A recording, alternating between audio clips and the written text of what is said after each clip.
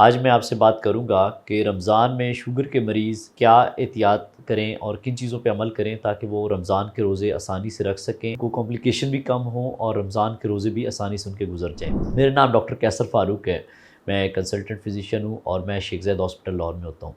تو آج میرا آپ سے جو ٹاپک ڈسکس کرنے کا مقصد ہے وہ ہے کہ رمضان میں شوگر کے مریضوں کو کیا احتیاط کرنی چاہیے اور وہ کن ہدایات پر عمل کریں جس سے ان کو رمضان میں کسی قسم کا پرابلم نہ ہو۔ تو سب سے پہلے یہ ضروری ہوتا ہے کہ جو بھی شوگر کا مریض ہو تو اس کو اپنے ڈاکٹر سے کچھ ٹائم پہلے رابطہ کرنا چاہیے۔ اگر ان میں کچھ ایسی دوائیاں چل رہی ہیں تو ان کی ڈوز ایڈجسٹمنٹ کی جائے، اسپیشلی کچھ دوائیاں جس میں سلفونائلزیوریا گروپ ہے جو کہ شوگر بہت کم کرنے کا رسک رکھتی ہیں۔ اگر آپ رمضان کے روزے میں وہ دوائیاں استعمال کر رہے ہیں جس میں تو آپ کی شوگر بہت لو ہو سکتی ہے، جو کہ آپ کے لیے کمپلیکیشن کا سبب بھی بن سکتی ہے۔ اس کے علاوہ اور باقی دوائیاں بھی ہو سکتی ہیں جن کی دوائیوں کی ایڈجسٹمنٹ ہونا ضروری ہے۔ وہ کون سے لوگ ہیں جو رمضان کے روزے جن کو رکھنے سے پہلے اپنے کچھ سوچنا چاہیے یا ڈاکٹر سے ڈسکس کرنے کی ضرورت ہے؟ ایک تو ہر پیشنٹ کو ڈسکس کرنا چاہیے، اسپیشلی وہ لوگ جن کی شوگر بہت کم ہو جاتی ہو، جن کی شوگر لو ہو جاتی ہو یا جن کو شوگر لو ہونے کی علامات آتی ہوں تو ان کو روزے سے اوائڈ کرنا چاہیے۔ اور ہم لوگ شوگر کے پیشنٹس کو 3 رسک کیٹیگری کے حوالے سے ڈیوائڈ کرتے ہیں۔ ہائی رسک کیٹیگری ہے، ماڈریٹ ہے اور لو رسک ہے۔ لو رسک والے تو آسانی سے روزہ رکھ سکتے ہیں، ماڈریٹ والے ڈاکٹر سے رابطے کے ساتھ رکھ سکتے ہیں، اور ہائی رسک کیٹیگری والے پیشنٹس کو ہم یوزلی منع کرتے ہیں کہ روزے نہ رکھیں، جن میں شوگر لو ہونے کے رسک ہوتا ہے یا جو ملٹیپل انجیکشنز انسولین کے لگا رہے ہوتے ہیں ان میں پرابلم ہوتا ہے کہ ان کی شوگر خراب ہو سکتی ہے۔ اس کے علاوہ اگر کڈنی کا ٹیسٹ جس میں کریٹنین ہے، دائمی بیماری ہو شوگر کی وجہ سے، اگر آپ کو گردے کی بیماری ہے تو آپ کے اگر گریڈ 3 سے زیادہ آپ کا گردے کا ٹیسٹ خراب ہے، یعنی کہ اگر آپ کی کریٹنین 2 یا اس سے زیادہ ہے تو اس کی وجہ سے آپ کو رمضان میں مشکلات پیدا ہو سکتی ہیں۔ اس کے علاوہ وہ خواتین جو جن میں جسٹیشنل ڈائبٹیز ہوتی ہے، حمل میں شوگر ہو جاتی ہے، ان کو بھی روزہ رکھنے سے منع کیا جاتا ہے۔ روزہ رکھنے سے کچھ فائدے بھی ہیں طبی حساب سے بھی اور کچھ کمپلیکیشن کو بھی ذہن میں رکھنا چاہیے۔ فوائد کی جب تک بات ہے، اس سے تو ماڈرن سائنس میں جو ٹائپ 2 ڈائبٹیز ہے اس کا تو علاج ہی اب انٹرمیٹنٹ فاسٹنگ پہ بہت زیادہ محنت اور ایفرٹ ہو رہی ہے کہ شاید اس کا علاج ہی ٹائپ 2 ڈائبٹیز کا انٹرمیٹنٹ فاسٹنگ ہے۔ اور جو ہمارا مسلم کا یا مسلمانوں کا ہمارا جو روزہ رکھنے کا طریقہ کار ہے، ڈرائی فاسٹنگ ہے، اس کے تو بہت فوائد ہیں۔ اس سے آپ کی پوری باڈی کی ڈیٹاکسیفیکیشن ہو جاتی ہے۔ انسولین ریزسٹنس بیسیکلی میکنزم ہے جو کہ ٹائپ 2 ڈائبٹیز کرواتی ہے، اور یہ انسولین ریزسٹنس شوگر بھی کراتی ہے، فیٹی لیور بھی کراتی ہے، موٹاپے کا سبب بھی بنتی ہے، اور اس کی وجہ سے یورک ایسڈ کے مسائل بھی ہوتے ہیں۔ اگر آپ کی انسولین ریزسٹنس بہتر ہو جاتی ہے تو آپ کی یہ ساری چیزیں صحیح ہو سکتی ہیں۔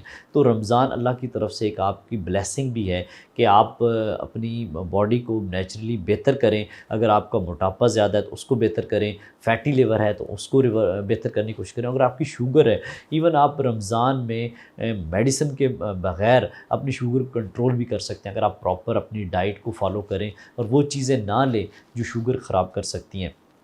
تو ہم بات کر رہے تھے کہ فوائد کے حساب سے واٹر فاسٹنگ کا بہت زیادہ بات ویسے ہوتی ہے، یہ انٹرمیٹنٹ فاسٹنگ ہے، تو ڈرائی فاسٹنگ اس سے کئی گنا زیادہ فوائد ہیں۔ اس سے یہ نیچرل ایک ڈیٹاکسیفیکیشن بھی ہوتی ہے اس میں، لیکن انفارچونیٹلی ہمارے لوگ روزے اس طرح رکھتے ہیں جو کہ نیچرلی ان کی جو کمپلیکیشنز اور بڑھ جاتی ہیں، شوگر اور زیادہ خراب ہو جاتی ہے۔ اس کی وجہ یہ ہے کہ ہمارے کھانے پینے کی عادات ایسی ہیں جس میں ہم نے سموسے، پکوڑے اور مشروبات بہت زیادہ استعمال کرتے ہیں، جس سے شوگر اور زیادہ خراب ہو جاتی ہے اور جو میڈیسن ہے ان کا افیکٹ ہی ختم ہو جاتا ہے۔ تو روزے کے ساتھ جو کمپلیکیشن ہو سکتی ہیں اس میں ایک تو زیادہ شوگر کا خیال رکھنا چاہیے کہ شوگر آپ کی بہت زیادہ بڑھ نہ رہی ہو، آپ کی بہت زیادہ لو شوگر نہ جا رہی ہو۔ اس کے علاوہ آپ کی پانی کی کمی سے، الیکٹرولائٹ کی کمی سے یا پانی کی ڈی ہائیڈریشن کی وجہ سے کلاٹ بننے کا بھی رسک زیادہ رہتا ہے۔ اور اس کے علاوہ جو شوگر کے پیشنٹ ہیں ان کو اپنی شوگر چیک بھی کرنی چاہیے۔ آپ کو سحری کے بعد چیک کرنی چاہیے، 2 گھنٹے بعد۔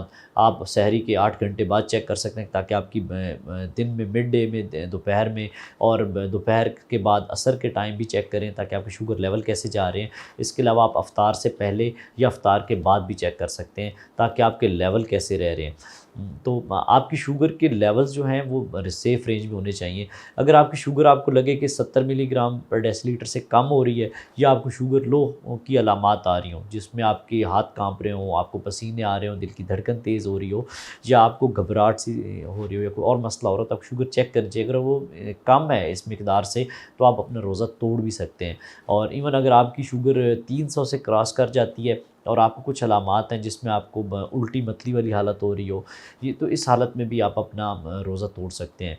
और शुगर बहुत सारे लोगों को एक चीज़ नहीं आइडिया होता कि क्या वो रमज़ान के रोज़े की हालत में या वैसे आम रूटीन में रोज़े में शुगर चेक भी कर सकते हैं या नहीं। तो आप रोज़े की हालत में बिल्कुल शुगर फ्रीली चेक कर सकते हैं बग़ैर किसी, और इसमें इस्लामी जो हमारे मुफ्ती इकराम हैं उनके सब की एग्रीमेंट है कि इसमें आप शुगर चेक कर सकते हैं और इससे आपका रोज़ा नहीं टूटता।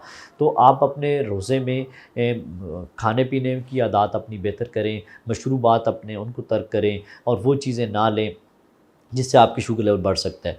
तो खाने पीने में जिसमें लो कार्ब्स डाइट का इस्तेमाल करना चाहिए, प्रोटीन और फैट का इंटेक ज़्यादा करना चाहिए, और कार्बोहाइड्रेट्स को अवॉइड करना चाहिए। ज़्यादा जो कार्बोहाइड्रेट पराठे वगैरह हैं, इस तरह की चीज़ें, वो शुगर के पेशेंट्स के लिए नुकसानदेह होती हैं।